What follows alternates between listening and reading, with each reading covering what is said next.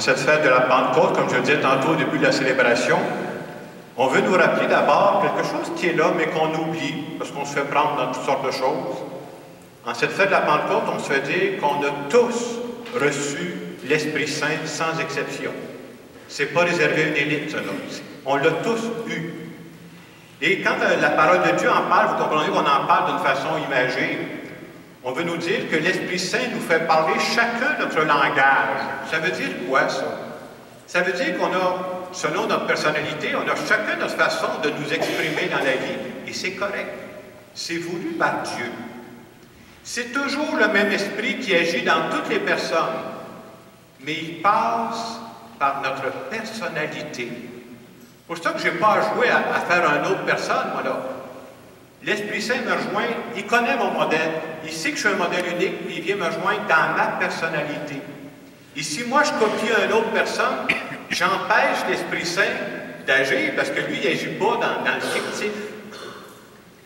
J'aime souvent dire qu'on est à l'école de la vie. Et à l'école de la vie, moi je crois beaucoup en la spiritualité chrétienne, c'est-à-dire je crois beaucoup que la psychologie, c'est-à-dire l'aspect humain, puis l'aspect spirituel se complètent. On a besoin de ça. Et une façon de dire, je dirais la règle la plus importante, ce serait de dire « Connais-toi toi-même ». Pourquoi? Pour devenir toi-même et non pas un autre. Et c'est ça que l'Esprit attend de nous. L'Esprit veut faire de nous la meilleure version possible du modèle que je suis. Mais quand on regarde de la vie, qu'on fait toutes ces expériences-là, que de temps on peut perdre, que d'énergie on peut perdre à vouloir être comme son voisin ou comme sa voisine. On dirait que c'est naturel quand on est jeune, hein, on voit des personnes qu'on dit hey, « moi, ça serait comme lui, ça serait comme elle que j'aimerais devenir ». L'image qui me venait ce matin quand je pensais à ça, moi j'ai commencé à être animateur dans des camps, j'avais 16 ans, ça fait déjà quelques années. Et quand on est animateur dans des camps, vous savez, il faut occuper les jeunes qui sont là. Alors, entre autres, quand il y avait des soirs de pluie, on faisait des spectacles. Vous comprenez que c'était des spectacles à notre mesure. Hein? Mais quand tu es jeune, puis tu commences, que tu rêves, tu dis hey, « ça va marcher notre affaire. » J'avais même trouvé dans mon cas un nom d'artiste, je ne sais jamais si ça pogne. Hein? Alors, mon nom, j'avais mis ça en anglais, puis quand c'était en anglais, ça allait plus sérieux. Fait que plutôt que Jacques Lamoureux, c'était Jack the Lover. Déjà, en partant, ça me faisait quelque chose. Il manquait juste quelques détails pour compléter l'artiste. Et il y avait à cette époque-là un chanteur qui était très bon, il s'appelait Rock Voisine. On le connaît encore, c'est pas complètement dans le brut. Puis moi, je me dis, ah, j'aimerais ça, et comme lui commençait à jouer de la guitare, puis ça marchait mon affaire. Mais finalement, ça n'a pas fonctionné pour un léger détail. J'ai remarqué que Rock Voisine et moi, on n'était pas peignés sur le même bord. Le reste aurait pu marcher. Donc, plus sérieusement, je reviens. C'est pour dire que c'est vrai, hein. À certaines époques de notre vie, c'est pas juste quand on est jeune, hein, on regarde notre voisin, on regarde notre voisine, quelqu'un qu'on apprécie, on dit « Ah, j'aimerais ça être comme ça ». Mais en même temps, si je cherche à copier un autre, on sait très bien, pour être honnête, ça ne marche pas. Pourquoi ça ne marche pas? Parce que si je fais ça, je suis en train de jouer un rôle. Et l'Esprit Saint, quand il vient nous rejoindre, je crois qu'il vient nous habiter, il nous rejoint dans la réalité. Puis si moi je suis dans la fiction, puis je suis à côté de la game, lui il vient me rejoindre là.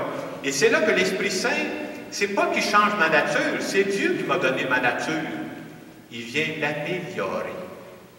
On a tous des personnalités différentes, ça veut dire entre autres qu'il y a des gens qui vont être plus extravertis, d'autres introvertis, puis c'est correct.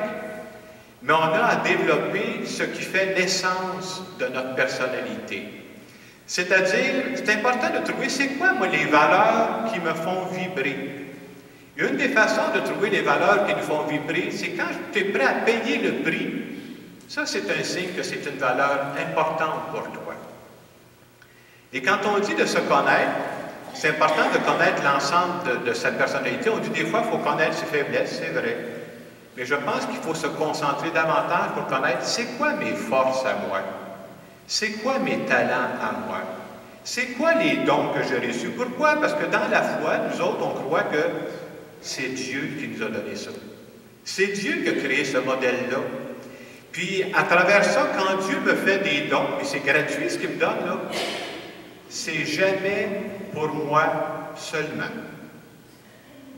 Et c'est là où notre spiritualité, des fois, fait la différence avec des pensées sur aller chercher des livres de psychologie.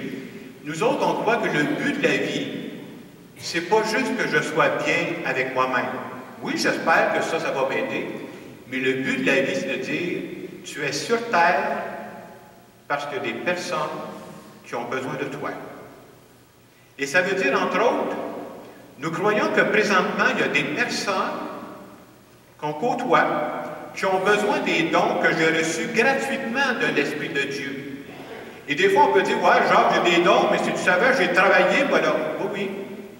Au départ, quand l'Esprit de Dieu fait des dons, c'est comme une semence. Oui, mais ça demande de l'énergie, ça demande de l'effort, c'est vrai. Qui t'a donné le courage de développer ça? Qui t'a donné la persévérance pour ne pas lâcher?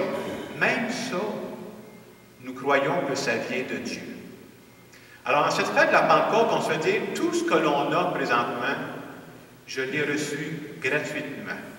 Et je suis sur la terre pour donner gratuitement aussi. J'ai pensé en cette fête de la Pentecôte vous donner l'exemple de quelqu'un qui, graduellement, parce que ce n'est pas d'un coup sec que ça arrive, tu découvres qu'est-ce que l'Esprit de Dieu attend de moi. L'exemple qui m'est venu, il y en a peut-être certains qui le connaissent, c'est un père, il s'appelle le père Jean Montbourquette, c'est un père au blanc qui est décédé il y a quelques années. Alors c'est quelqu'un qui écrit beaucoup de livres qui relie la psychologie et la spiritualité. Je compte un peu son histoire. Il comptait que quand il avait 19 ans, un des professeurs qu'ils avaient en classe, à un moment donné, a demandé aux élèves, je vous demanderais de venir écrire au tableau qu'est-ce que vous voudriez faire dans l'avenir. Un peu comme je disais tantôt, quand tu es jeune, hein, tu rêves toujours, là, tout le monde rêvait à des choses. Il voulait faire de la TV, il voulait faire du cinéma, je ne sais pas trop quoi. Et lui, il dit, quand je me suis avancé, il dit, moi j'ai été marqué médecin. Il dit, ah, médecin, hey, c'est quelque chose, hein? Puis il est retourné à sa place, puis pendant que les autres élèves allaient écrire, à un moment donné, il est retourné en avant pour compléter sa phrase. Il dit, lui, ce qu'il voulait devenir, c'était médecin des âmes. Et c'est beau parce qu'il compte ça, parce que par après, hein, il avait 19 ans quand il a écrit ça. Il comptait qu'assez jeune, il est rentré dans la communauté des Oblats. Et il a fait sa formation, il est devenu professeur de français. Il dit, j'enseignais, ça allait bien, mais il dit, je sentais qu'il me manquait quelque chose. Et pendant toutes les années où il enseignait, il lisait beaucoup de livres de psychologie, parce qu'il croyait beaucoup en ce lien entre la psychologie et la spiritualité. Tellement qu'après plusieurs années, il a demandé aux responsables de sa communauté, j'aimerais ça retourner aux études, pour faire des études plus poussées dans le domaine de la psychologie. Alors, c'est ce qu'il a fait. Il y a 42 ans, il a fini ses études. Et quand il a commencé à réaliser, parce qu'il croyait que c'était ça que l'Esprit Saint lui demandait, il a commencé à écrire des livres. Puis il se demandait, est-ce que ça va marcher? Ben là, peut-être que je me suis mis à rêver. Des fois, tu dis, tu as un projet, mais c'est-tu réaliste ton affaire? Il s'est mis à écrire des livres, puis il a eu beaucoup de succès. Je vous donne un exemple. J'en ai mis deux ici. J'ai de ses livres à lui. Un de ses livres, ça s'appelle « Aimer, perdre et grandir ». C'est un livre pour accompagner les gens qui vivent des deuils, entre autres. Vous savez, quand on vit des deuils, il y a une période qui passe, c'est pas jojo. Et quand il a commencé à créer ces livres-là, auxquels il croyait beaucoup, il en a vendu 500 000. Il n'aurait jamais pensé ça. Ce livre-là a été traduit dans 12 langues. C'est là qu'il s'est rendu compte, il dit, ce que je chantais à l'intérieur de moi, là, c'était moi. C'était pas quelqu'un d'autre, moi, c'était ça. Il a même écrit un deuxième livre que j'ai ici, qui s'appelle « Comment pardonner ». C'est des livres que je trouve très bons. Hein. Quand on a des pardons difficiles à vivre, là, relier la psychologie et la spiritualité, ça aussi, il en a vendu 200 000 exemplaires. Même ce livre-là a été traduit en chinois. Pourquoi je vous compte ça? C'est pour dire des fois qu'on avance dans la vie, puis plus on avance dans la vie, c'est là que des fois qu'on découvre, j'ai jamais fini de... C'est quoi ma voie à moi? À quoi l'Esprit de Dieu m'appelle? Et quand je vais dans la ligne de l'Esprit de Dieu, c'est là où ma vie à moi devient féconde. Et finalement, quand il regardait l'ensemble de sa vie, parce que des fois ça prend des années avant de découvrir ça, il dit finalement, j'ai fait exactement ce que je pensais. Je voulais être un médecin des âmes. Et c'est ce qu'il a réalisé à travers tous les livres qu'il a écrits.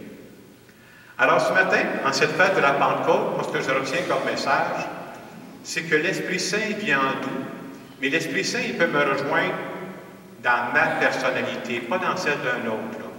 Si j'essaie de jouer le rôle d'un autre, l'Esprit Saint va passer à côté de moi, il ne me reconnaîtra pas. Et un auteur spirituel qui disait ceci, que je trouve très beau, il dit, vous savez, quand je vais arriver au soir de ma vie, que je vais me présenter devant Dieu, Dieu ne me demandera jamais, pourquoi tu n'es pas devenu comme un tel? C'est sûr que Dieu ne me posera jamais cette question-là. La seule question que Dieu pourrait me poser, pourquoi tu n'es pas devenu plus celui que tu es et celui que j'avais créé? Je vous laisse quelques instants pour vous poser cette question.